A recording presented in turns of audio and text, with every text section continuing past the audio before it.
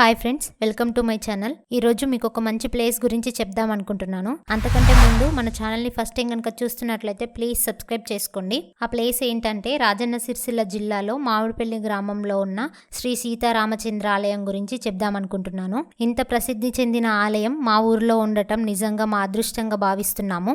మా ఊరిలో ఉన్న సీతారామచంద్రాలయం చాలా పురాతనమైనది. ఈ ఆలయంలో స్వయంగా సీతారాములు వెలిసినటువంటి ఆలయం. ఈ ఆలయం చాలా అందంగా ఉంటుంది. అలాగే చుట్టూ చాలా ప్లేస్ కూడా ఉంటుంది. చూడండి, ఇక్కడ నేను చూపిస్తున్నదంతా ఈ ఆలయం ప్రదేశమే. ఇక్కడ స్వాములు దీక్ష తీసుకుంటారు. హనుమాన్ మాల కాకుండా రామమాల కూడా వేసుకుంటారు. చూడండి, అక్కడ కనిపిస్తున్న ప్లేస్ లోనే శ్రీరాముల వారికి కళ్యాణం జరిగే ప్లేస్. ఈ ప్లేస్ లోనే స్వామివారికి కళ్యాణం జరుగుతుంది.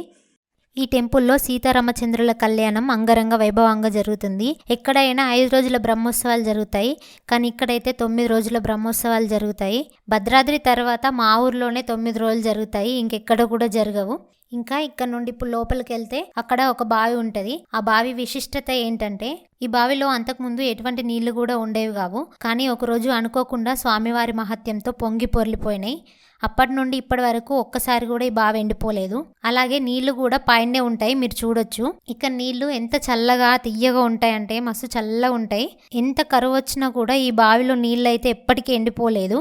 ఇదంతా రాముడి మహిమ అని చెప్పడానికి నిదర్శనం. ఇప్పుడు మనం పైనకి వెళ్దాం. చూడండి, ఆ గుట్ట పైనే రామాలయం ఉంటది.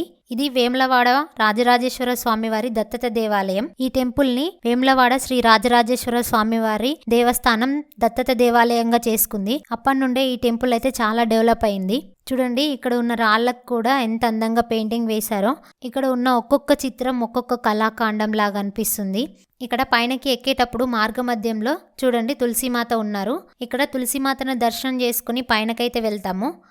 ఇక్కడ ప్రతి సంవత్సరం జాతర చాలా బాగా జరుగుతుంది. చాలా పెద్ద ఎత్తున జరుగుతుంది. ఎక్కడెక్కడ నుండో భక్తులు వస్తారు. ఈ టెంపుల్లో పుట్టు వెంట్రుకలు కూడా తీస్తుంటారు. ఈ జాతర మాఘమాసం ప్రారంభంలో అమావాస్య రోజు జరుగుతుంది. జనవరి మరియు ఫిబ్రవరి నెలల మధ్యలో జరుగుతుంది.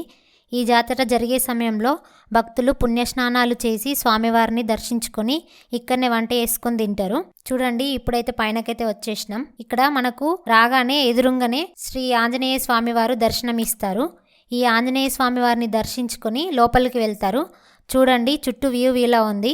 అలాగే గుడి చుట్టూ గిరి ప్రదక్షిణ చేయడానికి కూడా ఉంటుంది. ఈ టెంపుల్ చుట్టూ గిరి ప్రదక్షిణ చేయడానికైతే చాలా నీట్గా అంత మంచిగా చేసిర్రు. చూడండి, ఇక్కడ మీరు ఈ ఊరి గురించి ఈ టెంపుల్ గురించి పంతులు గారిని అడిగి తెలుసుకుందాం. పంతులు గారు పూర్తిగా వివరించారు. ఎండు వరకు అయితే తప్పకుండా చూడండి. రామభద్రాయ రఘునాథాయ నాథాయ సీతాయ పదే నమః. సీతారామచంద్ర దేవతాభ్యో నమః. ఇది ప్రాచీన కాలం యొక్క దేవాలయం. ప్రాచీన కాలంలో ఈ కొండపైన ఒక మహాముని అనే ముని తపస్సు చేసేవారు. ఇది మహాముని పల్లెగా పిలవడం జరిగింది. ఆ సమయంలో రామచంద్రుడు అరణ్యంలో భాగంగా ఈ ప్రాంతానికి రావడం జరిగింది. ఈ ప్రాంతంలో వచ్చిన తర్వాత ఈ మహాముని దగ్గరికి ఆ యొక్క రామచంద్రుడు సీతాలక్ష్మణ సమేతంగా వచ్చి ఆ స్వామి దగ్గర సేద తీర్చుకొని పోవడం జరిగింది. తదనంతరం రామచంద్రుడు ఇక్కడి నుంచి మళ్ళీ రామగిరికిలాగా వెళ్ళిపోవడం జరిగింది. ఆ యొక్క మహాముని రాముడు సీత లక్ష్మణ పెరుమాళ యొక్క నామస్వరూపాన్ని ఆ శిలపై ఆకారంగా ఏర్పాటు చేసుకొని స్వామివారి ఆరాధన చేయడం జరిగింది. క్రమక్రమేణా ఈ దేవాలయం అభివృద్ధి పడుతూ ఈ ఊరికి కూడా మామిడిపల్లిగా నామకరణం చేయడం జరిగింది. ఈ దేవాలయంలో 2 విశిష్టమైన ఒక పండుగలు ఉంటాయి.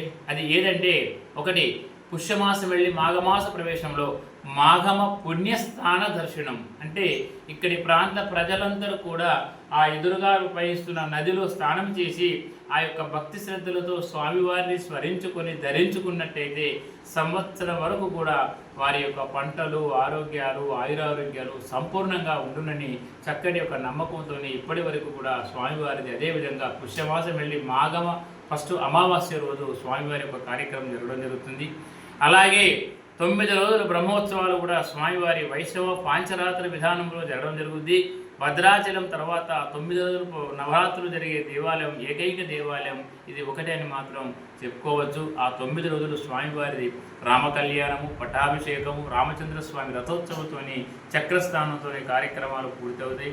ఈ యొక్క దేవాలయాన్ని శ్రీ రాజరాజేశ్వర స్వామి దేవస్థానం వారు దత్తత తీసుకొని దినదిన అభివృద్ధి చేయడం జరుగుతుంది. జై శ్రీమన్నారాయణ.